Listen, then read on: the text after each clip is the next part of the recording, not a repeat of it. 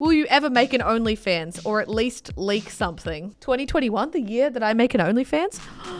Hello friends, welcome back or welcome to the channel. Now I like to wrap up the year with a nice little Q&A. So I went to Instagram to ask you guys some questions about 2020 and everything that's happened or didn't happen. So I'm gonna try and do my best to answer as many as possible, deep dive into what 2020 was. Oh my God, what a year. I will say I was watching my video from last year and I did mention that in 2020 I wanted to travel less and to be at the office more. As weird as it sounds, I just want to stay at the office and work. That did not age well. I repeat, that did not age well. I have not been away from this office right here, not just away from work, but this office right here for more than 2 days in this entire year, which is so crazy to me. And those days where I have been away from the office, I've still been working. So I am ready for a much needed break. Yeah, it's been a year, but let's just get straight into it. What goals did you accomplish this year? Definitely hitting 1 million subscribers. I know I've mentioned this so many times, but that was a goal that obviously is important to every creator out there, hitting 1 million subs and getting that gold play button. Where is my gold play button? I base my accomplishments off some of the cool videos we've done. Like recently we painted the walls and doing all the surprises and making collaborative content, taking advantage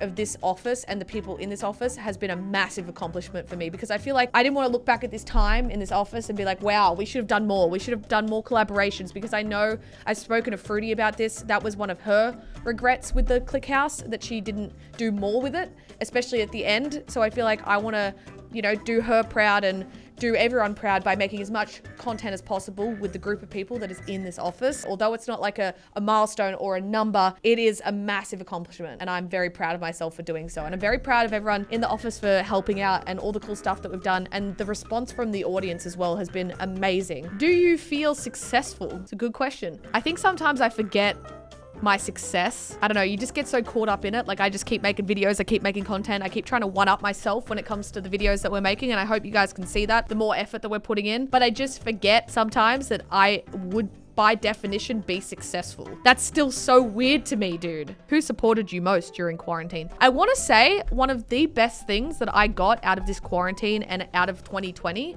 would be my relationship with Ilsa. That's an honest thing. Ilsa and I became incredibly close because we were living together during quarantine. She was working from home. We were spending a lot of time together. We were baking new recipes. We were filming videos together. It was such a cool experience for her and I to have, where she took that step from not only just being my brother's girlfriend, who I got along with and was friends with, but I would classify her as a very close friend now because of that time we got to spend together during the quarantine and the lockdown. She was the most supportive during the time, and I'm most grateful for the relationship I gained with her during that time, which is awesome. So props to you, Ilsa. It was a lot of fun. It was. Who was your crush?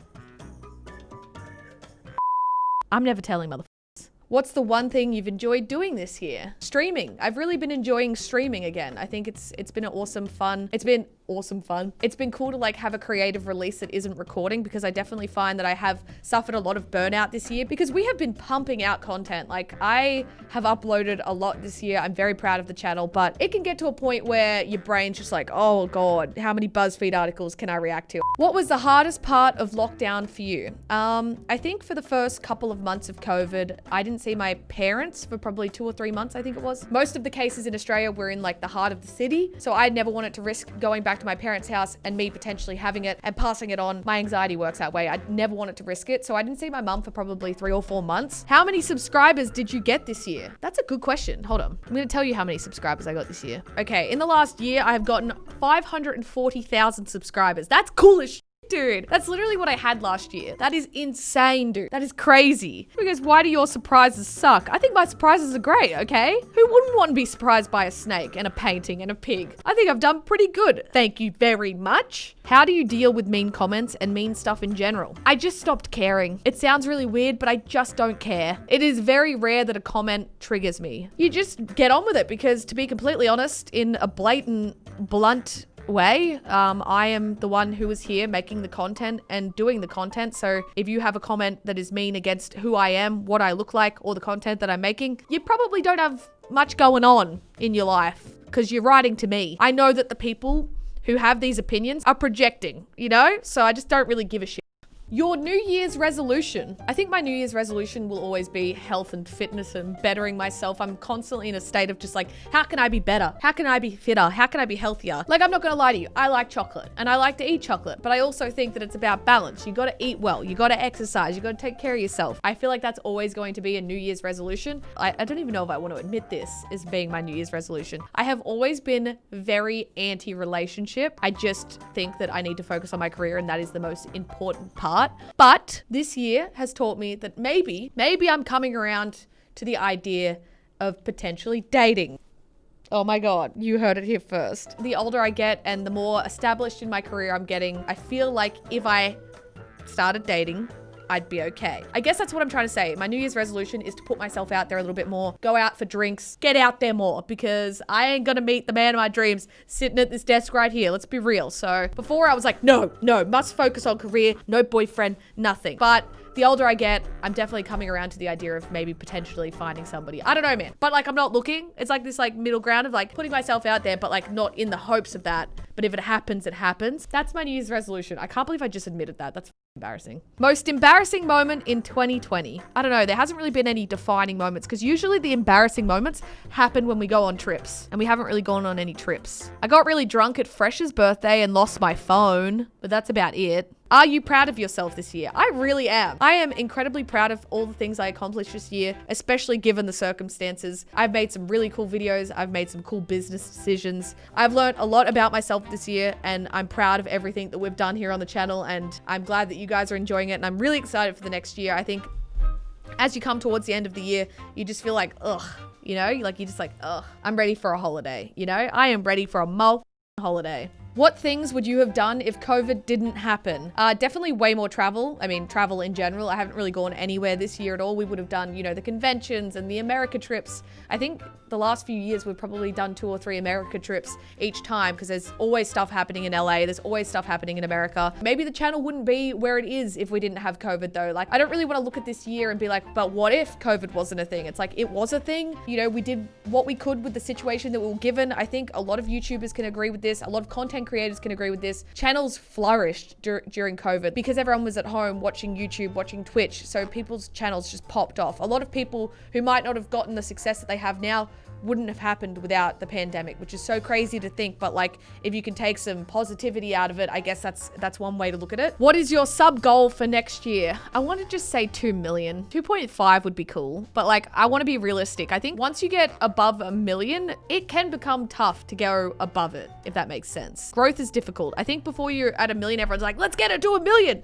But then once you're at it, they're like, do I really need to subscribe? I might go down in subs. I don't know. You never know. How long has this year felt? I feel like it was March and then it was November. I blinked and 2020 was done. It is so crazy how fast this year went. Not even yesterday that I was sitting down on my lounge with Lannan and Ilsa and we're watching the first press conference of our Prime Minister telling us that we were going into lockdown. Like, it felt like it was literally yesterday. How did we get here? I just don't get it. Are you going to start uploading more in 2021? I feel like me more than anyone has a great upload schedule. I think Fresh uploads the most because he's daily, but other than that, I am probably the most consistent in this entire office. So I'm gonna try to upload as much as possible, but it's difficult because I'm running out of ideas, okay? So if you have some ideas, let me know, all right? What was the best month for you this year? Probably July. My channel got 14 million views, which is the best month I've ever had on the channel. The videos were popping off. We were making some really cool shit. And I think it was coming just out of lockdown as well. So it was a good month. I really enjoyed July. Have you reached the I made it moment in your life? I don't think so. I think definitely there was a moment when I got 1 million that I was like, I've made it, I guess. If I had looked at somebody of my size a year ago or 2 years ago, I would have been like, oh my God. I remember when Lannan got 1 million subs, I was like, holy shit.